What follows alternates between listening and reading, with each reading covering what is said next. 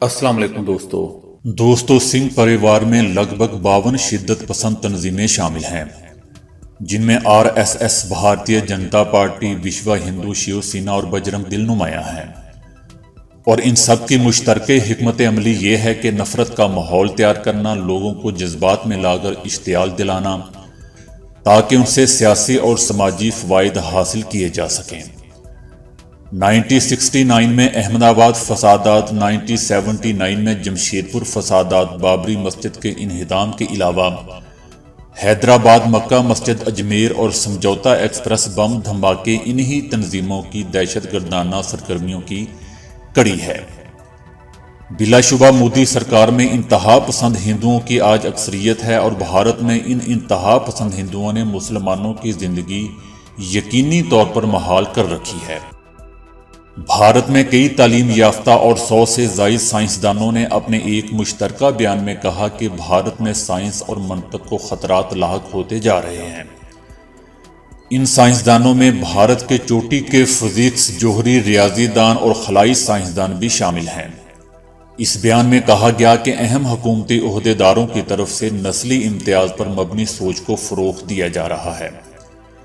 بھارت کے درجنوں مصنفین نے مذہبی عدم برداشت اور نسلی بنیادوں پر ہونے والے تشدد کے خلاف احتجاج کرتے ہوئے اپنے قومی انعامات اور اعزازات واپس کر دیے ہیں۔ دوستو، بھارتی معاشرے کے دانشور طبقے میں بے چینی کی یہ لہر اس وقت پیدا ہوئی تھی جب ہندوؤں کے ایک مشتعل ہجوم نے ایک مسلمان کو مار مار کر ہلاک جبکہ اس کے بیٹے کو شدید زخمی کر دیا تھا۔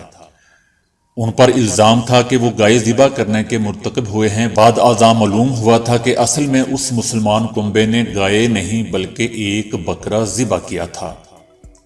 دوستو، تعلیمی اداروں میں RSS کا سبق پڑھایا جا رہا ہے۔ ناگپور یونیورسٹی نے تاریخ کی کتابوں میں ترمیم کرتے ہوئے RSS role in national building نام سے ایک نیا باب شامل کیا ہے۔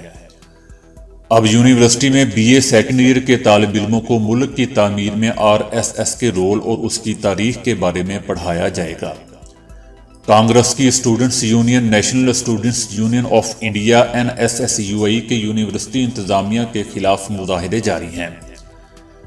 دوستو، انڈین ایکسپریس کی رپورٹ کے مطابق NSSUI کے ممبروں نے یونیورسٹی کے وائس چانسلر سے ملاقات کر کے اپنا احتجاج درج کراتے ہوئے اس باب کو نصاب سے ہٹانے کا مطالبہ کیا، جس پر کہا کہ ہم اس طرح کے مطالبات کو منظور نہیں کر سکتے۔ اس سے پہلے یونیورسٹی نے نصاب سے ہندو محاسبہ اور مسلم لیگ والا حصہ بھی حذف کر دیا تھا اور اس کی جگہ ملک کی تعمیر میں RSS کے رول کو نصابی کتاب میں شامل کیا تھا۔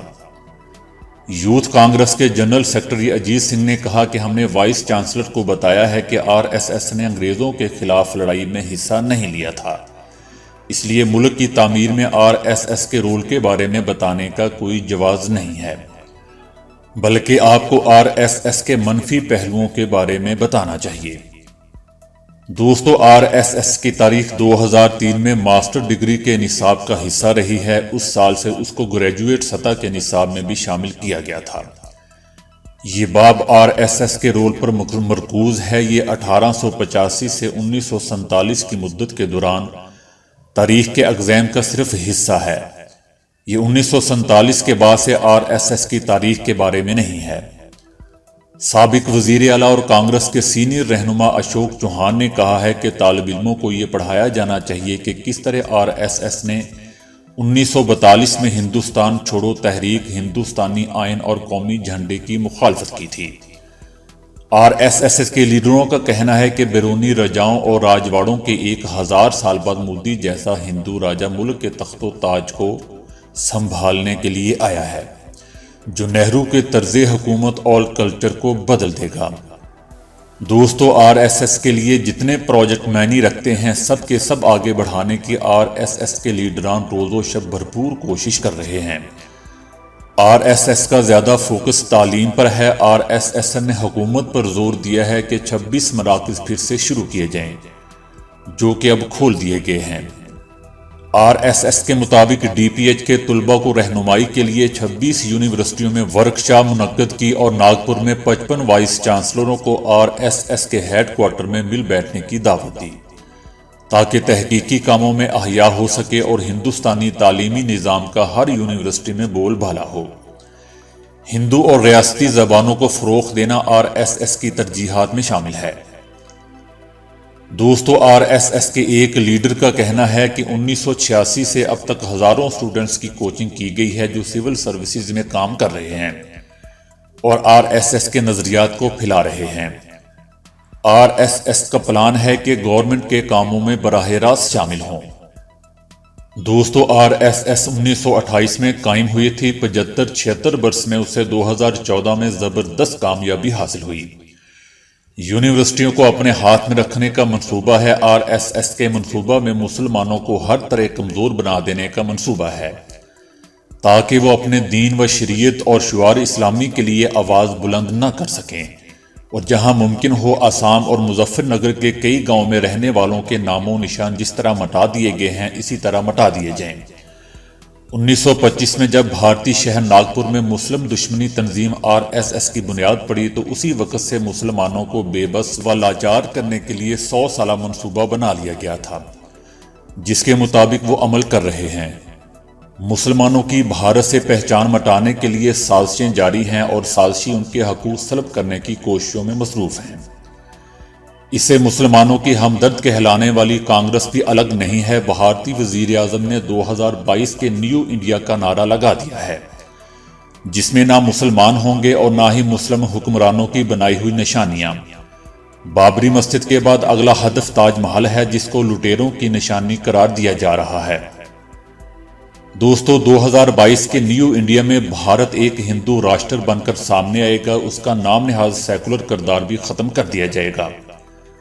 بھارت میں مسلمانوں سمیت دیگر اقلیتوں کے خلاف سازشوں کا وسیع پلان بنا لیا گیا ہے کہ کس طرح آہستہ آہستہ ہندو اکثریتی طبقے میں مسلم مخالف زہر گھولا جائے گا کہ 2022 تک از خود عام ہندو بھی مسلمانوں کا نام و نشان مٹانے کے لیے اٹھ کھڑا ہو۔ دوستو، موجودہ حالات و واقعات بتاتے ہیں کہ اس مذموم مہم کا آغاز ہو چکا ہے۔ RSS کے پرچارکوں کی تعداد 5 کروڑ تک پہنچ چکی ہے۔ مستقبل میں واحد منظم کوشش اور مقصد ریزرویشن کا خاتمہ، عیسائی دھرم اور مسلم دھرم کے بڑھتے ہوئے اثرات کا خاتمہ اور دلتوں میں پھوٹ ڈال کر ان کی ابھرتی ہوئی قوت کو کچلنا ہوگا۔ اس کے لیے مندرجہ ذیل حکمت عملی اپنائی گئی ہے۔ ناگپور میں موجود بدھ مذہب قبول کرانے کے واحد مرکز کو کمزور اور غیر مؤثر بنانے کے لیے RSS کے صدر دفتر کو زیادہ وسعت دی جا رہی ہے اور ممبروں کی تعداد میں اضافہ کیا جا رہا ہے۔ 15 اگست 2022 تک وہاں بھگوا جھنڈا لہرا دیا جائے گا۔ پورے ہندوستان میں امبیڈ کر کے بنائے گئے دستور کی وجہ سے ہی دلت طاقتور ہو رہے ہیں، لہٰذا BJP حکومت میں آئین پر نظر ثانی کی آڑ میں سیکولر دستور کو ہی بدل دیا جائے گا۔ بھارت میں رام راج کے قیام کے لیے ایودھیا میں رام مندر بنا دیا جائے گا۔ اس کے لیے ہر ہتھ کنڈا استعمال کیا جائے گا۔ ہندو توا کی تعلیم پر زور دینے کے لیے تعلیمی اداروں میں جیوتش شاستر پڑھائے جائیں گے۔ آچاریائی طریقہ تعلیم لازمی ہوگا۔ گایتری منتر اور سرسوتی وندنا نصاب کا حصہ ہوں گے۔ اس سلسلے میں دوستو، یونیورسٹی گرانٹس کمیشن اور وزارت تعلیم نے منظوری بھی دے دی ہے۔ ہندو دھرم کا پروپیگنڈا جاری ہے اور اس کے لیے ہندو دیوی دیوتاؤں کی کہانیوں پر مشتمل زیادہ سے زیادہ ٹی وی سیریل دکھائے جا رہے ہیں، اور جن میں برہمنوں کو پرماتما نمائندہ دکھایا جاتا ہے کہ برہمن کے ذریعے ہی ایشور تک پہنچا جا سکتا ہے۔ انہی مذموم عزائم کی تکمیل کے لیے بھارتی ٹی وی چینلوں پر روزانہ صبح کے وقت ہندو مت کے کٹر لیڈر اور سادھو سنت پروچن نشر کیے جاتے ہیں، یعنی پروگرام نشر کیے جاتے ہیں۔ دوستو، تاریخ کو مسخ کیا جا رہا ہے۔ اردو میڈیم سکول بند کر دو اور اردو زبان پر پابندی لگا دی جائے۔ وندے ماترم نہ پڑھنے والوں کو ملک دشمن قرار دیا جا رہا ہے۔ ایودھیا کے متنازع مقام پر $300 ملین سے رام کا 300 فٹ بلند مجسمہ اور ممبئی کے قریب مراٹھا سردار شیوا جی کے 200 فٹ بلند مجسمے کی تنصیب سر فہرست ہے۔ مودی حکومت میں مسلمانوں میں خوف کا یہ عالم ہے کہ شریعت میں مداخلت پر بھی مسلمان خاموش ہیں۔ دستوری عہدوں، عدلیہ اور پولیسی ساز اداروں سے بھی مسلمانوں کا صفایا کر دیا گیا ہے۔ مسلمانوں کی علیحدہ شناخت کو ختم کر کے انہیں ہندو ثابت کیا جا رہا ہے۔ مسلمانوں کی حالت برما کے مسلمانوں جیسی کی جا رہی ہے۔ اگرچہ مسلمانوں پر حملے تو کیے جا رہے ہیں لیکن برما کی طرح ان پر حملے نہیں کیے جا رہے، لیکن ذہنی طور پر غلام بنانے کی تیاری مکمل ہو چکی ہے۔ پارلیمنٹ اور اسمبلیوں میں مسلم نمائندگی برائے نام کر دی گئی ہے۔ علی گڑھ مسلم یونیورسٹی کا مسلم کردار چھین لیا گیا ہے۔ مودی امیر شاہ کے بعد یوگی کو بھی قومی سطح پر ابھارنے کا منصوبہ تیار کر رہا ہے۔